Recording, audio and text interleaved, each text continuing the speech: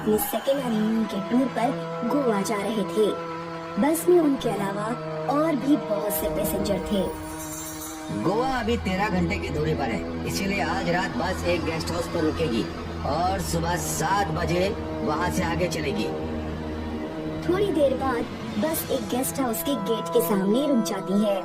Driver ने बस gate के अंदर ले ली। उसके बाद बस से उतरकर सभी ने वहाँ एक कमरा ले लिया। कॉरिडोर से एक रूम सर्विस बॉय हाथ में मेनू कार्ड लिए गुजर रहा था। तभी एक लड़की ने उसको रोक लिया। जरा सुनिए, आप कहाँ जा रहे हैं? मैम, मैं कस्टमर का ऑर्डर लेने के लिए जा रहा था। क्या आपको भी कुछ चाहिए? ये सुनते ही वो हंसने लगी और देखते ही देखते उसका चेहरा नीला पड़ गया। आंखें लाल लाल चमकने लगी। आज सबका ऑर्डर मैं ही लूंगी और ऐसा खाना खिलाऊंगी कि उंगलियां चाटते रह जाएंगे। नितेश ने दरवाजा खोला तो वही लड़की सामने खड़ी थी। मेरा नाम चारू है, रूम सर्विस। कहिए सर, आप डिनर में क्या लेना पसंद करेंगे? आप मेनू कार्ड दिखा देंगे तो आसानी होगी बताने में। मेन्यू कार्ड नहीं है, आप नॉनवेज में जो भी चाहे मंगवा सकते हैं, वो आपको मिल जाएगा। क्या मतलब, सिर्फ नॉनवेज? अरे डार्लिंग छोड़ो ना, हम कौन सा वेजिटेरियन है। आप एक मटन फ्राई ले आइए और अगर लेग पीस वाला पार्ट हुआ तो और अच्छा होगा। आप फिक्र ना कीजिए सर, आपको मटन लेग पीस ही मिलेगा। वो भी इतना टेस्टी होगा जितना आपने आज तक नहीं खाया होगा। कहकर वो मुस्कुराई और रूम से बाहर चली गई। वो किचन में गया तो वहाँ पर रूम सर्विस बॉय जमीन पर बंधा पड़ा था। मिल गया ऑर्डर। कस्टमर को मटन फ्राई चाहिए, वो भी लेग पीस। अभी तैयार कर देती हूँ। कहकर वो अपने भयंकर रूप में आ गई। उसने शेल्फ से चाकू उठाया और सर्विस बॉय के पैर खोल दिए। फिर और देर न करते हुए जोरदार चाकू मारकर उसकी एक टांग एड़ी तक काट डाली और फिर तभी दूसरी एड़ी पर भी चाकू मार दिया। अब उसके दोनों पैरों के पंजे अलग हो चुके थे। वो चल नहीं सकता था। जमीन पर पड़ा हुआ दर्द से कर्रा रहा था। ये लेग पीस वो जिंदगी भर नहीं भूल पाएगा। कहकर उसने लेग्स को फ्राइंग पैन में डाले और उनको तैयार करने लगी। थोड़ी देर बाद जब फिर से दरवाजे पर दस्तक हुई तो नितेश ने उसको खोला। वो ट्रॉली लेकर अंदर आई। उम्मीद है कि आपको खाना अच्छा लगेगा सर। कहकर वो मुस्कुराई और रूम से बाहर चली गई। उसके जाने के बाद नितेश ने बेड पर डिश रखकर खाना शुरू किया। क्या खुशबू है, वाह! सच में इतना अच्छा खाना तो आज तक नहीं खाया। उसको देख समीरा ने भी खाना स्टार्ट किया। दोनों ही खाना खाते खाते अजीब तरह से बिहेव करने लगे। वो बहुत ही बदतमीजी के साथ खाना खाने लगे, जैसे कि कई सालों से भूखे हों। उनके चबड़ चबड़ करने की आवाज कमरे के बाहर खड़ी चारों के कानों में पड़ी। लगता है कि गेस्ट को खाना पसंद आ रहा है।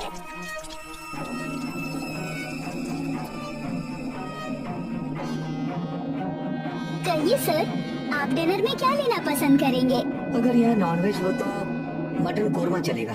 क्यों नहीं सर, मैं अभी आपके लिए मटन कोरमा विद तंदूरी रोटी लेकर आती हूँ।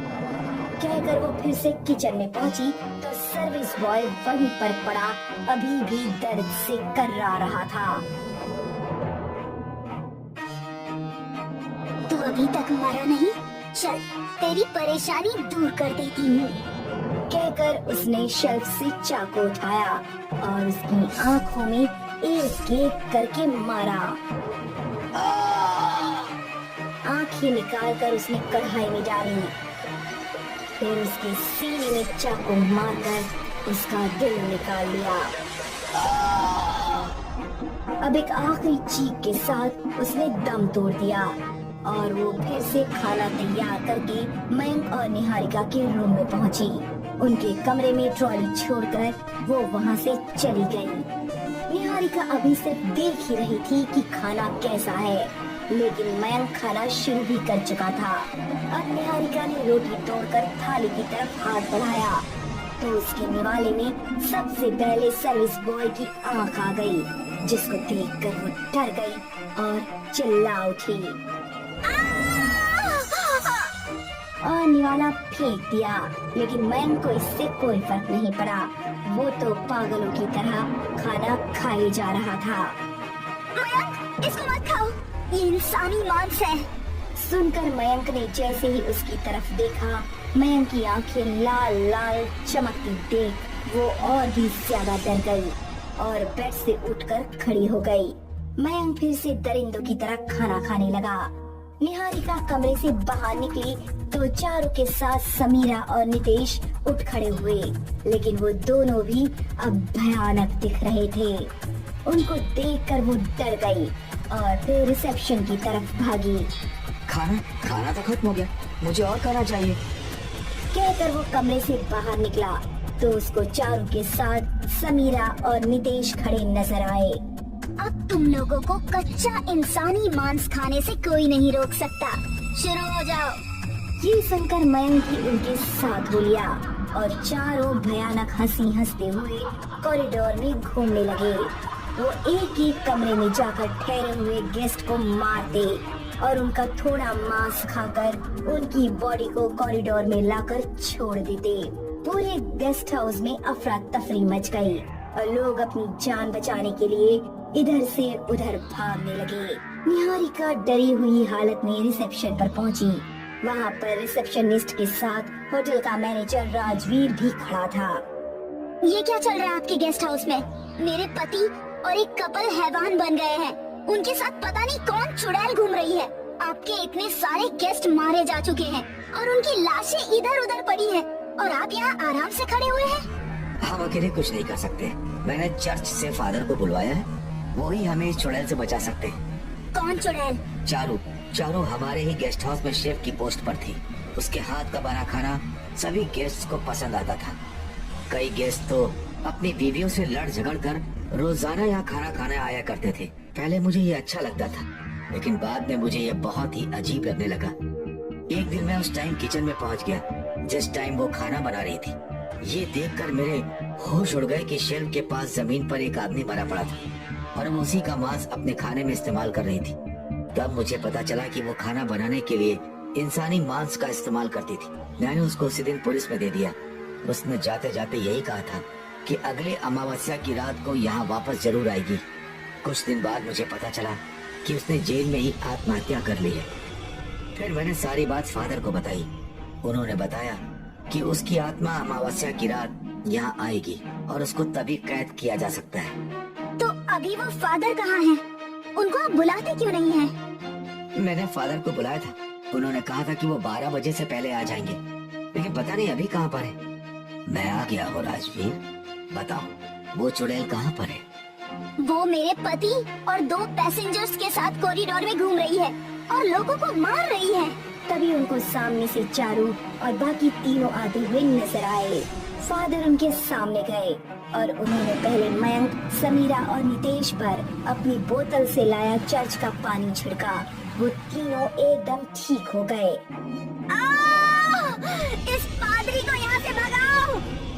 कहकर वो भागकर कमरे में चली गई। उसके पीछे फादर और बाकी के सभी लोग भी उसी कमरे में पहुंच गए।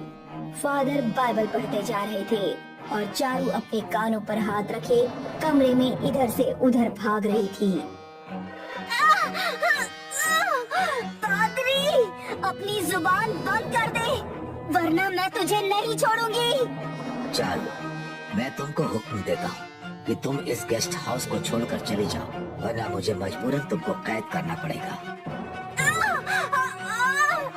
नहीं, पादरी, मैं इस गेस्ट हाउस को छोड़कर कभी नहीं जाऊंगी। अगर तुमको मंजूर नहीं है तो ठीक है, अब तुमको कैद करना ही पड़ेगा। कहकर फादर ने उस पर पानी छिड़का। वो चिल्लाई और धुआं बनकर ऊपर उठी। तभी फादर उस बोतल को उसके करीब ले गए और वो उसी बोतल के अंदर समा गई। फादर ने जल्दी से उसका ढक्कन लगाया और बोले, अब ये हमेशा के लिए इस बोतल में कैद होकर रहेगी। इसको रात 3 बजे जमीन में दफना देना, फिर ये कभी वापस नहीं आ सकेगी। कहकर फादर ने बोतल राजवीर को दी और वहाँ से चले गए। ठीक 3 बजे मैनेजर ने वो बोतल रिसेप्शनिस्ट को दे दी। इसको ध्यान से पीछे गार्डन में गाड़ दो, फिर ये कभी वापस नहीं आ पाएगी।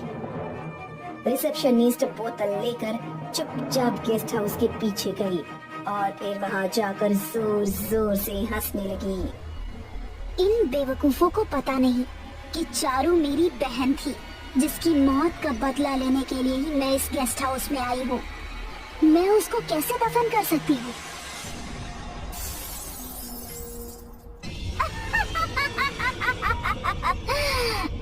अब होगा मौत का तांडव।